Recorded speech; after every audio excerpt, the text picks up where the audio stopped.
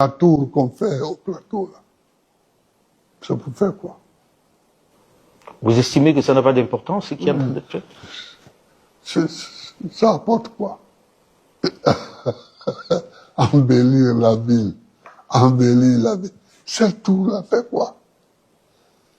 Et ce pont qu'on a fait pour amener de Cocody à la tour, justement, ça fait quoi là?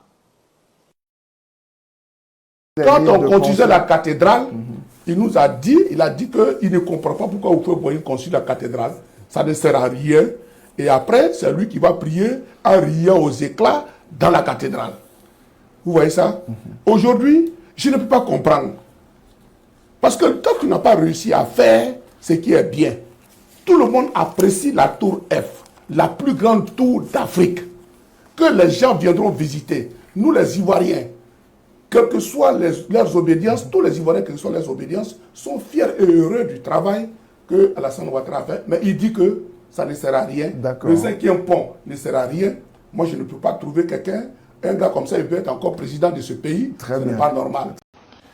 Il y a des gens à qui on parle une fois, ils comprennent. Il y a des gens à qui on a besoin de répéter plusieurs fois. Et puis il y en a qui ont besoin qu'on prenne un burin pour leur faire entrer les choses dans la tête. Monsieur Laurent Gbagbo, il est certes un professeur d'histoire, mais c'est un professeur des histoires. Vous voyez? C'est un professeur des problèmes. C'est un professeur qui veut mettre à mal un pays. Et partout où il a été lié aux élections, il y a eu toujours le désordre. Donc Laurent Gbagbo est un professeur des histoires. Et Charles Sanga, il a raison. Je pense qu'à un moment donné de la vie d'un homme, comme Laurent Gbagbo par exemple, il doit prendre conscience qu'il est totalement au soir, au crépuscule de sa vie politique. Et donc la sagesse devrait l'habiter.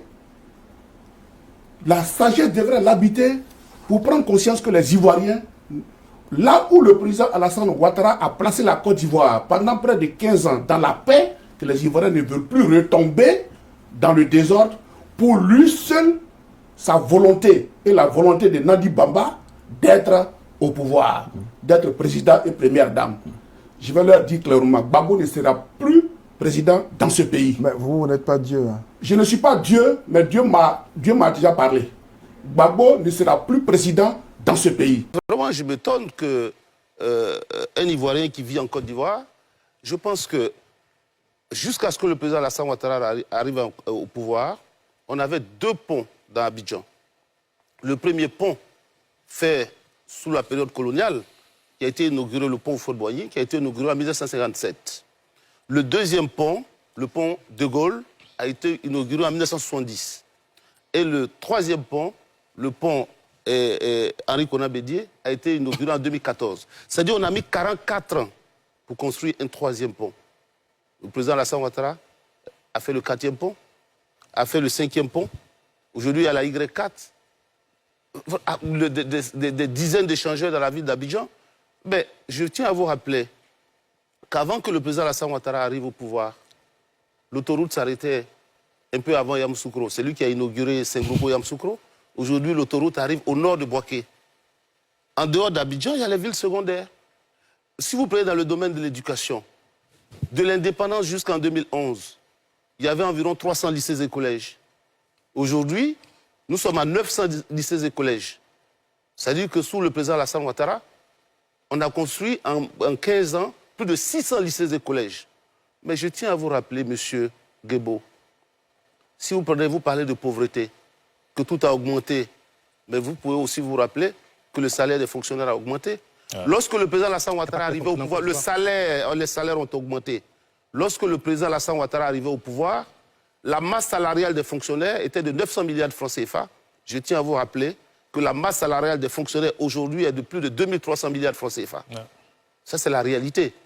Donc, de 900 milliards à 2300 milliards, vous ne pouvez pas dire que le pouvoir d'achat des Ivoiriens n'a pas augmenté. Lorsque le président Alassane Ouattara arrivait au pouvoir, le SMIC était à 36 000 francs CFA. Aujourd'hui, le SMIC est à 75 000 francs CFA. Je pense que... et ça, c'est donc... allons dans d'autres secteurs. Prenez les universités. le professeur Arthur Banga est là. Quand le président Alassane Ouattara arrivait, il n'y avait que 3 universités. Bientôt, on va finir l'université de Bondoukou. On passera à 10 universités. Déjà terminé. Et vous prenez dans le domaine de la santé, c'est pareil. Donc vraiment, je ne sais pas de quoi vous parlez. Quand vous parlez de bilan, on souhaiterait qu'on ait un jour un débat entre votre parti et le RHDP pour qu'on puisse discuter de bilan.